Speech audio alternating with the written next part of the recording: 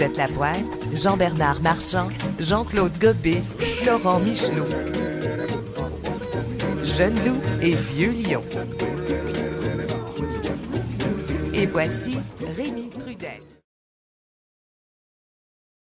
Essayer de distinguer Léo Bureau-Blouin de son rôle de maintenant. Il est élu à l'Assemblée nationale par les gens de Laval. Le sommet, je prends comme expression générale, je ne demande pas de jugement, c'est un succès. Mettons qu'on prend ça comme base, c'est un succès. Sociologiquement, Léo Bureau-Blouin, vous avez tellement d'expérience maintenant de la chose étudiante. Comment se fait-il qu'il y a 2000 personnes qui descendent dans la rue malgré et avec tout ce qu'on a entendu? C'est moi qui porte le jugement, c'est pas vous, là. Avec ça a tout l'air d'avoir du bon sens. Ça a ramené la paix, dit la première ministre, et on peut, la bonne foi se présume. Sociologiquement parlant, là, puis en essayant d'éliminer le plus de barrières comme représentant, parce que vous pouvez pas tout dire, et quand on est représentant, on peut pas tout dire. Bon, c'est quoi votre analyse? Comment ça fait que 2000 personnes descendent dans la rue après ce résultat-là? C'est quoi votre opinion? Moi, ça me chicote cette question-là depuis 5 jours, 4 jours, quand on a su que vous allez nous prêter votre voix. J'ai pas toutes les réponses à cette question. J'ai quelques hypothèses. J'en ai évoqué une tantôt en expliquant peut-être un phénomène historique qui veut que c'est très difficile de reconnaître ces victoires. Je pense que même dans le milieu syndical, il y a certains parallèles. C'est quand on négocie une convention, quand on s'entend sur quelque chose, il y a toujours des gens qui vont être insatisfaits parce que si on avait fait une semaine de moyens de pression de plus, on aurait pu aller chercher un peu plus, peut-être qu'on aurait pu négocier tel ou tel aspect. Et c'est ça qui est très dur, c'est que les gens qui sont en position de prendre des décisions, donc le conseil exécutif par exemple dans un syndicat ou une association étudiante, ou le gouvernement du Québec dans le cas d'un parlement, c'est très dur parce que là, on doit faire l'arbitrage puis décider de, à quel moment est-ce qu'on retire nos billes. Mais je pense que ce qui explique peut-être aussi cette mobilisation, c'est que les gens ont tellement été fâchés, se sont tellement montés contre le gouvernement du Québec lors du conflit précédent qui reste un peu de cette frustration. Puis je pense que les gens, peut-être se disent qu'ils peuvent toujours aller chercher un peu plus. Je pense aussi que le défi du gouvernement puis de moi-même, c'est d'expliquer pourquoi est-ce que moi aussi qui ai vécu ces deux côtés-là, pourquoi est-ce que je pense que c'est une entente qui est bonne. Je pense qu'il faut l'expliquer.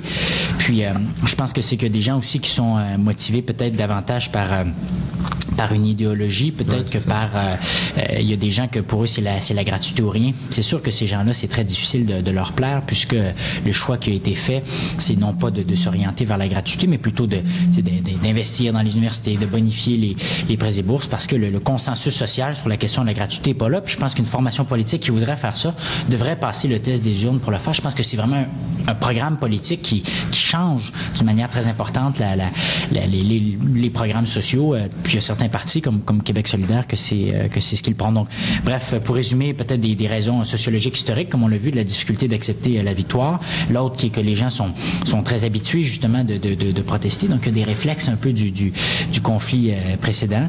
Puis aussi le fait que les gens sont motivés peut-être davantage par une idéologie que par aller chercher le maximum. Puis ça, il faut comprendre que c'est très difficile de négocier dans ce contexte-là, puisqu'on négocie non pas sur des bases rationnelles, mais plutôt sur des grands principes ou tout ça. Puis, mais je pense que c'est là qu'il faut expliquer aux gens puis démontrer que c'est un méchant mot deal.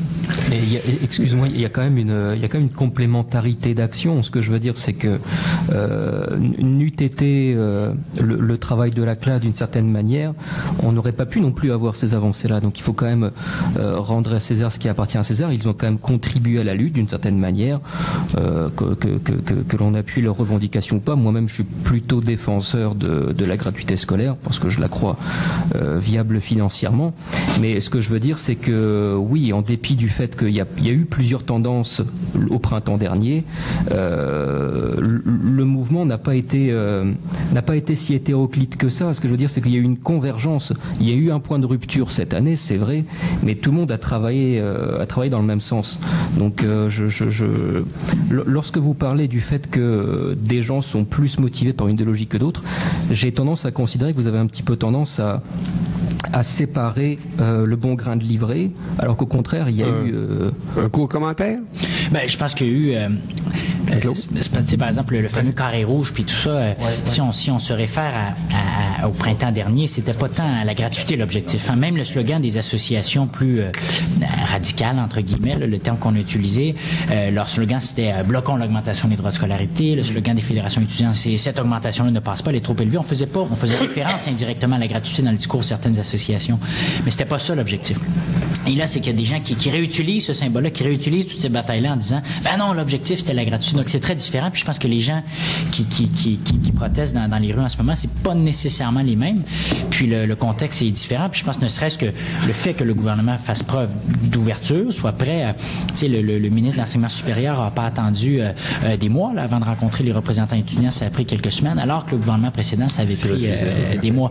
Fait que toute cette relation-là fait en sorte que je pense que le contexte est très différent, mais je dis pas que les revendications des gens ne sont pas légitimes. Je pense que c'est sain qu'on ait un débat là-dessus, mais moi je pense qu'il faut quand même que les gens reconnaissent qu'il y a belle avancée. Donc.